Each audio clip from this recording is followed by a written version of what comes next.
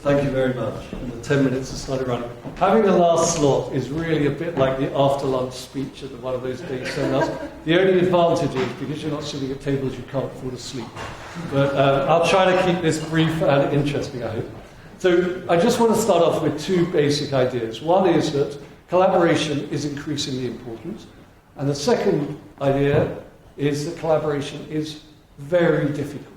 And we shouldn't underestimate how difficult it is to be effective. So why is it increasingly important in what we do? Because technology companies, companies in general, business collaboration, they increasingly need to work with other companies to deliver new products quickly to market.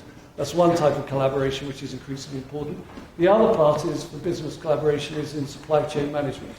Companies are increasingly used in a vast array of companies as part of their supply chain management, and they need to get them to collaborate.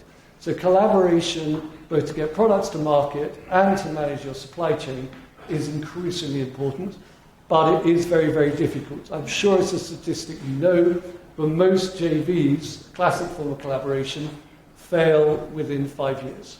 It is extremely difficult to get businesses to collaborate, and that's partly because collaboration is different from partnership.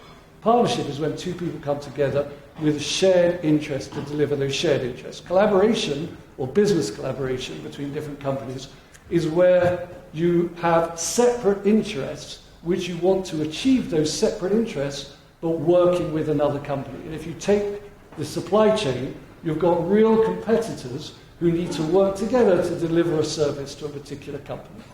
So, how do we deal with these problems? One option, obviously, is to just carry on as we are and continue with the often disappointing results of collaboration in a sort of business context. The other way is to try to look at it in a slightly more structured way, which we've done with a number of our clients, including a number of the people who work for other companies who are in the room today.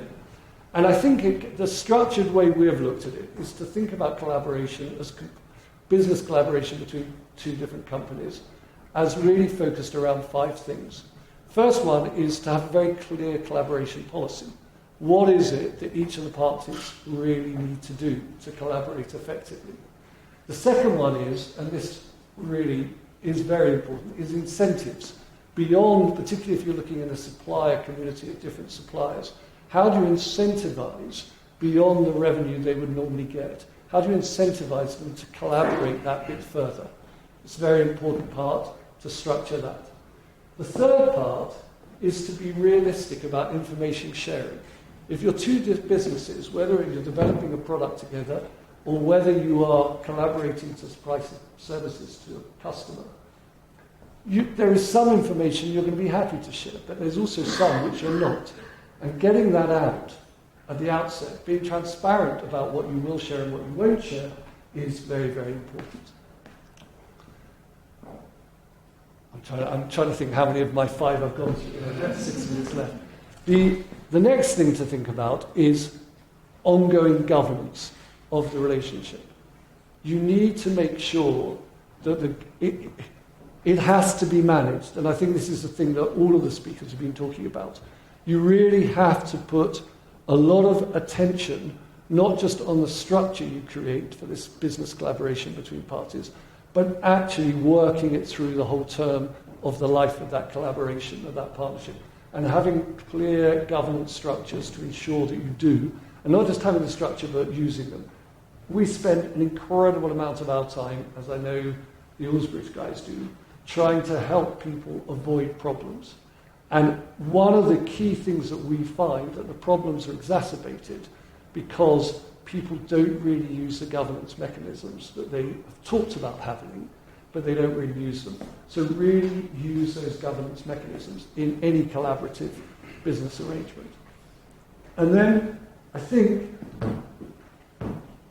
you've then got the final point, which is around dispute management, which is if you are going to have an effective business collaboration, you are going to have problems during that time. And if you have set up from the outset an effective dispute process, which particularly if you're looking at multiple parties, if you have an effective dispute process and they talk to each other and and this is a plug for Alsbridge, actually. I'm going to break all the rules here. It's not about myself. So I can do it's all about me. It's all about Alsbridge.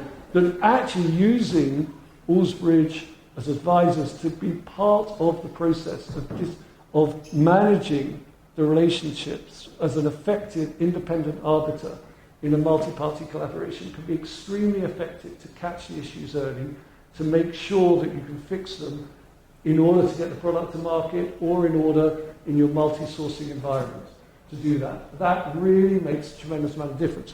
And those 5 items come together to really ensure that collaboration, which is something we all aspire to in these multi-party business arrangements, can actually be delivered.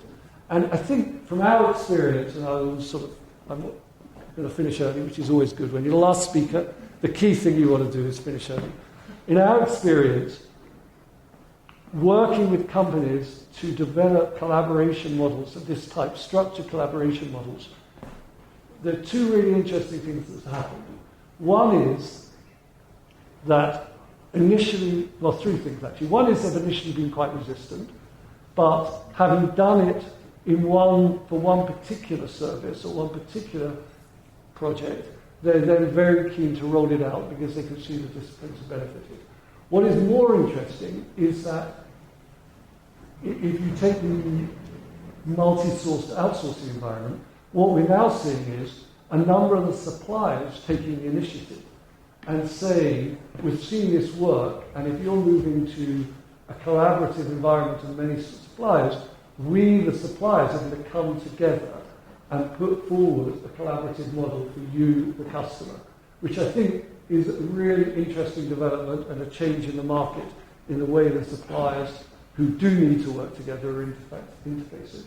And then the final thing, which we're also seeing, is that having adopted the collaborative way of working, once they've actually contracted and worked together, we're seeing an increasing number of our clients who are adopting the same approach and structures to when they actually procure services or they start to build their relationship at the outset. So whereas you would have thought they would be thinking about collaboration initially in terms of the negotiations and procurement, it's actually, having done it successfully in delivery, that they're then going back and thinking again, how do we do it in the initial stages?